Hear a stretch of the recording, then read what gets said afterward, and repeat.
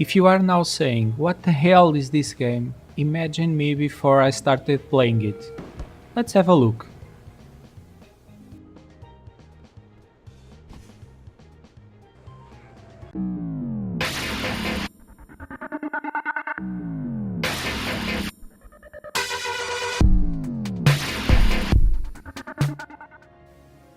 Unbox Newbie's Adventure is an open-world platformer where you play as a box.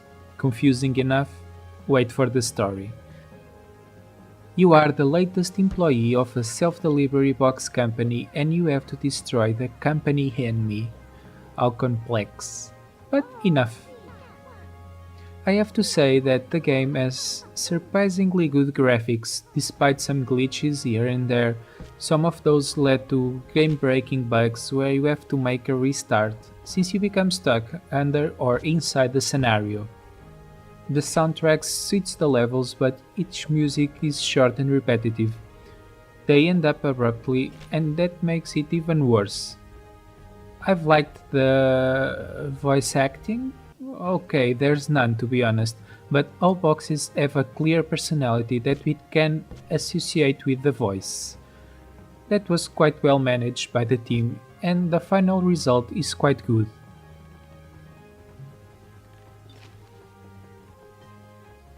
Jumping and make precise landings with a square box is quite tricky.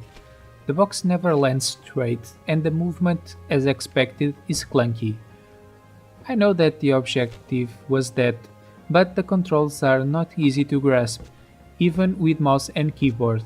With a controller is simply one of the worst experiences I had with the game. After you get the hang of it, you start to take some fun of the game. It reminded me of Crash Bandicoot, and overall, I've liked to explore and do all the missions. The missions were a bit repetitive, but I was never annoyed during them. Some are harder than others, but there's no sense of progression.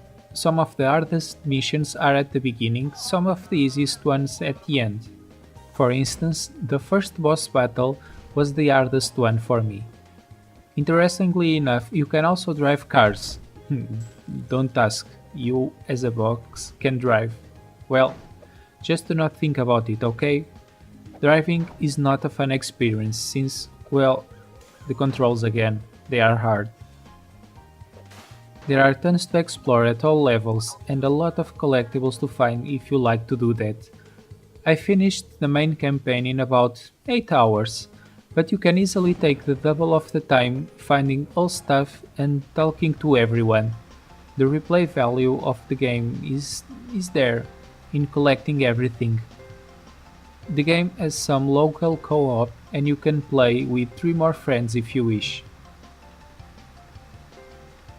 The mix of genres in this game is interesting and I have to say that I've liked it.